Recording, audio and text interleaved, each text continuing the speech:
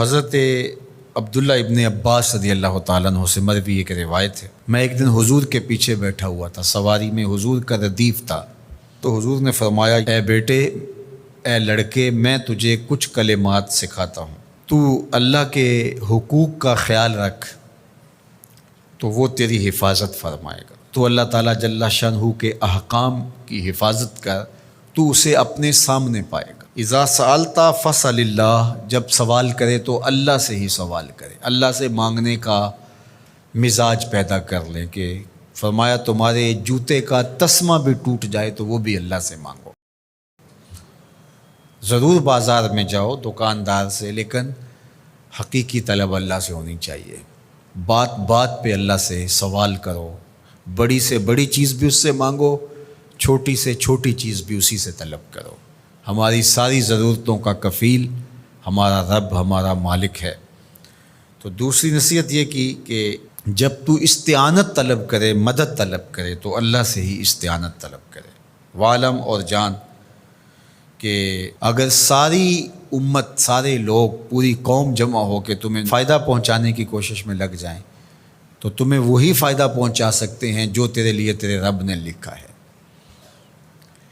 اور فرمایا وَإِنِ اجْتَمَعُوا عَلَىٰ أَن يَضُرُّوكَ بِشَيْءٍ، اور اگر تمہیں نقصان پہنچانے کے درپے ہو جائیں، لَمْ يَضُرُّوكَ إِلَّا بِشَيْءٍ قَدْ كَتَبَهُ اللَّهُ عَلَيْكَ، تو تجھے صرف وہی نقصان پہنچا سکتے ہیں جو اللہ نے تیرے لیے لکھا ہے۔ سارا زمانہ بھی مخالف ہو جائے، تیرا کچھ نہیں بگاڑ سکتا۔ ہاں، تیرے مقدر میں اگر کوئی چیز، کوئی بگاڑ لکھا ہے تو وہ ہوگا، اس کا ذریعہ وہ بن جائیں گے۔ تو اس لیے پھر اسی سے مانگو، اسی سے طلب کرو۔ رفعت الاقلام وجفت الصحف، جو لکھنا تھا اللہ نے لکھ دیا، لکھنے کے بعد قلم اٹھا لیا گیا، اور جن صحیفوں پہ لکھا تھا وہ خشک ہو گئے۔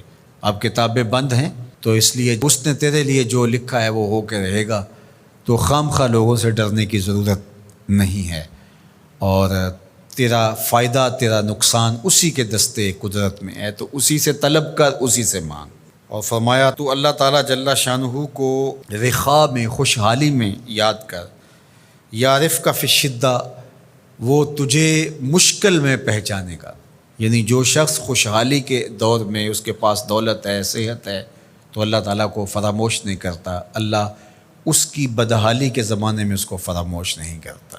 وعلم، اور جان، ان النصر مع الصبر، کہ جو مدد ہے وہ صبر کے ساتھ آتی ہے۔ وان الفرج مع الکرب، اور کشادگی جو ہے وہ مشکل کے ساتھ آتی ہے۔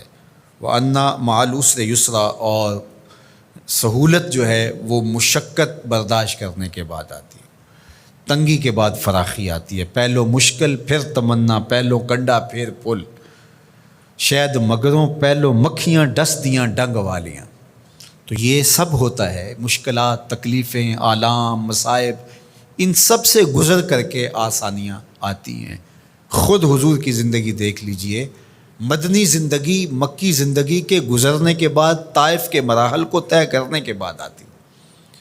تو ہم ڈائریکٹ اگر چاہیں مکی زندگی کو اختیار کیے بغیر اور طائف کی مشکلات اور سنگلاخ راستوں سے گزرے بغیر مدنی برکتیں حاصل کرنا، تو وہ نہیں پا سکتے۔ تو یہ اللہ تعالیٰ نے ایک نظام رکھا ہوا ہے۔ مزید نئی ویڈیوز کے لیے میرے چینل کو سبسکرائب کریں اور بیل آئیکن ضرور دبائیں۔